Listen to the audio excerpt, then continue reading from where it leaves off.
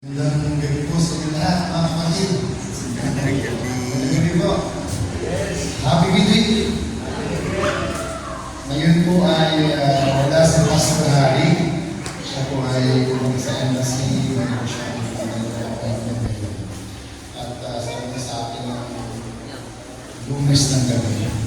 Sabi na, Sir, pwede tayo ikaw muna sa West at siya daw ay sabi niya, sino?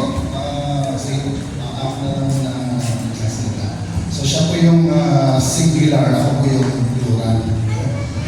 Siya yung hari ni singular. Ako naman po yung plural na haris. Kung natutuwa dahil kahit na pagod na po, sabi nga ng Jeffers, pagod. Kanina ng klase kami.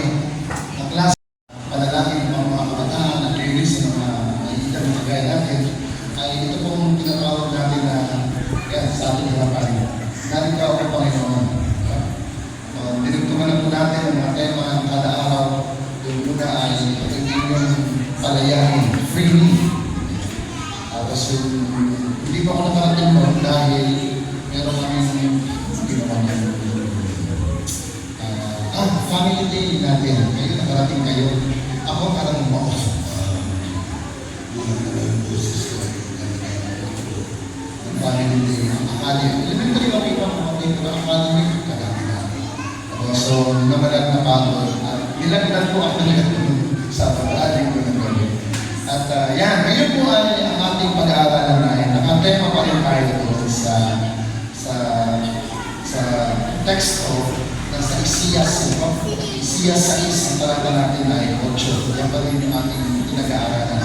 Nasabi dyan, kung ating babagsahin muli at aking nasasabihin, nasabi ni Isaias sa 6, talaga 8, at narinig ko ang hiling ng Panginoon na nagsasabi, sino ang aking ipadadala? At sino ang paruroon para sa akin? At sinabi ko, narito ako, subuin mo. Kahit mo na natin. O mapagpalit na yung bago. Sino po ba sa inyo nakatanggap ng bago? Anong bago natanggap na? Yung mga nakaparang na araw. Bagong gamit na naman. Bagong mga kagamitan. Pag sinabi ng Israel, yan po yung tinatawag natin sa English na prefix. Prefix. Pag inaral natin yung 101 English, ang REI, prefix. Ito po ay kinokonekta doon sa root word na tinatawag. So, ang root word po dyan ay new, at yung red ay tinatawag natin ang prefix. Ang ibig sabihin po ng REOP ay again. Para ano? Search again. Research. Produce again. Reproduce. Pag sinabing bumagsak ka sa klase, huwag na. Kailangan mo na ibuhay mo yung subject. Ang tawag dyan ay re-enroll. Kaya, kuha ka ng quiz, bagsak na. Kailangan, buhay ulit. Ang tawag dyan ay retake. Galing na. So, ibig sabihin, to take again. Parang ganun din yung ating salita ng renew o yung binagong to new, parang baguhin tayo. Kaya yun po yung pinag-aaralan natin. At syempre, marami sa sabi ko sa Isaias, na bago siya gamitin ng Panginoon, ano po nangyari sa kanya? Merong isang anghel na lumipad papunta sa kanya na may hawak na baba. Ito po ay kanyang kinuha sa may dambana at kanyang pinaso ang kanyang labi.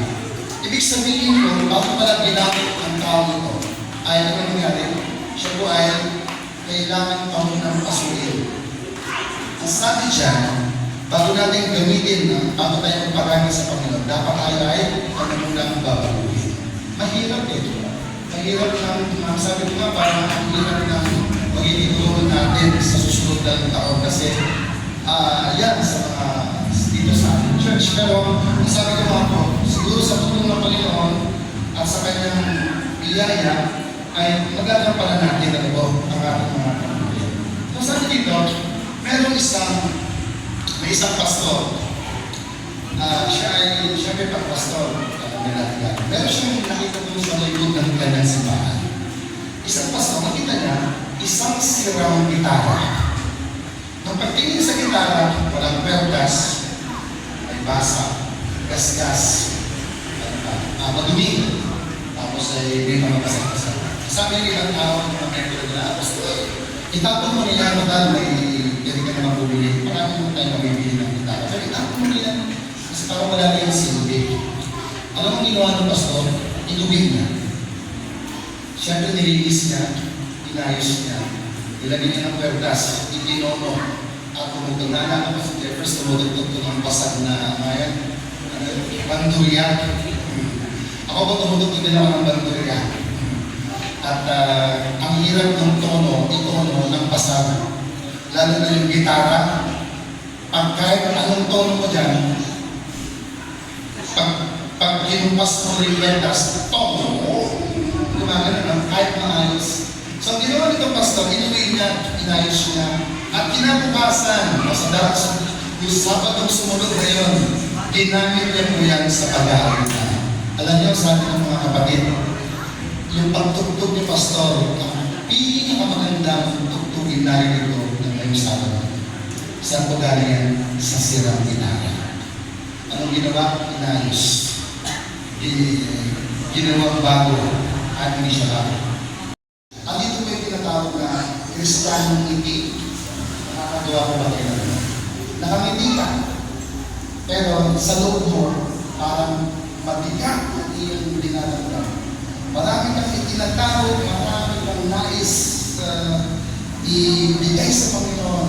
At sasabihin natin, Panginoon, buhayin mo itong mga nagpapasira sa akin. Yan po yung tinatawag natin na Kristiyanong ngiti. Si Isaias po, meron din siyang gano'n. Meron din siyang kahit na sa kanyang buhay ay marami din siyang mga paghihirap. Pero siya ay nakangiti. At ang tingin sa kanya ng mga tao, siya ay ayos. Meron nga po isang sa AUP, meron dyan spiritual retreat. Kaya nangyayari na mga spiritual retreat. Meron spiritual retreat, mga kabataan. Meron dyan isa o dalawang babae, na kung saan lagi siya lang nakangiti. Siyempre, mga estudyante lang, gusto lang nakangiti. Mabilis sila makapag-usap, parang ayos na ayos sa kanilang buhay.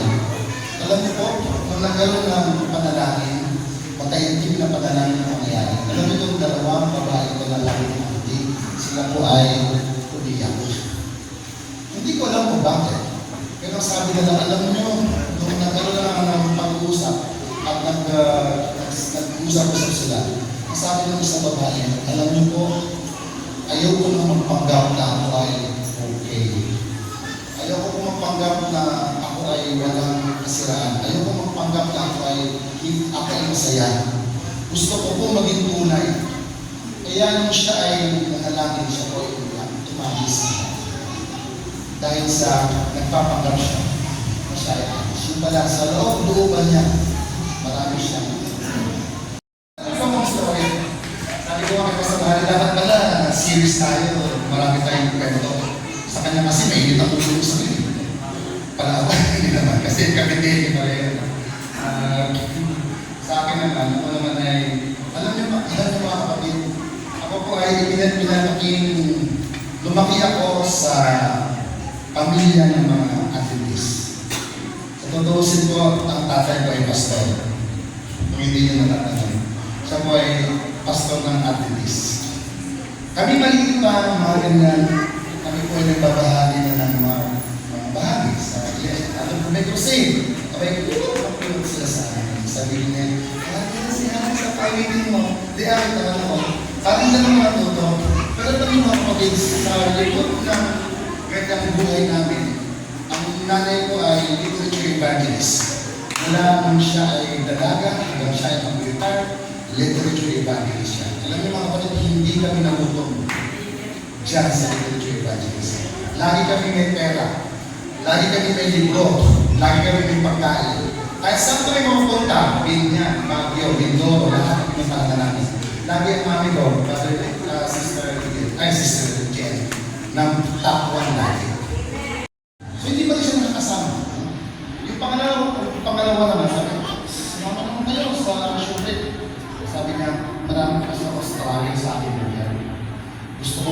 ayusin yung mga struggle ko sa buhay.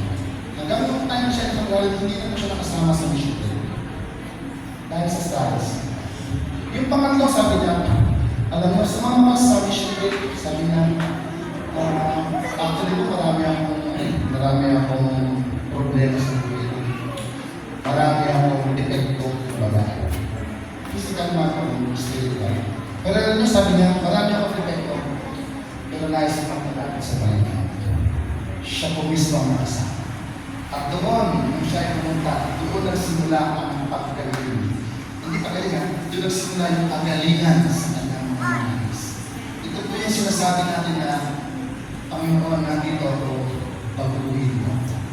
Sa buhay ay kanyang baguhin. At yan po ang aking dalangin sa lahat ngayon. Nawa tayo paglapit sa Panginoon. Hindi man siya biglaan. Kung talagang mga mahirap, ang galing ng mga bagay na nagpapalagay sa unti-unti, hanggang makarating tayo sa pamamahay tayo ngayon. So, ang aking pagpanalangin ngayong gabi nito ay lalo-lalo na sa programa ng mga kabataan. Maganda po yung naging nagkakaroon tayo ng pag-uusapan. Nagkakaroon tayo ng pag-harap ng pag-uusapan. Yung mga kabataan, kami po naging kabataan din. Nagkamali na po kami ng pili. Marami po ang naging dahilan ng bakit kami nagkakamali. At dyan ay maraming dahilan. Tulad dyan yung mga kasama ng peer pressure. Ngayon, marami ng dahilan kung bakit tayo ay mawawalas nito. Marami tayong media. So, ang aking dalangin sa lahat, nawa ang prosesyo ng Panginoon natin karanasan. Ang pagbabago ng ating minanaas na pagkalaw sa atin. At dahil dyan, sasabihin natin na tayo ay sa muling bago minanaas. Sasabihin sa Panginoon, Panginoon, narito po ako, pag-uwi. Ito po ang aking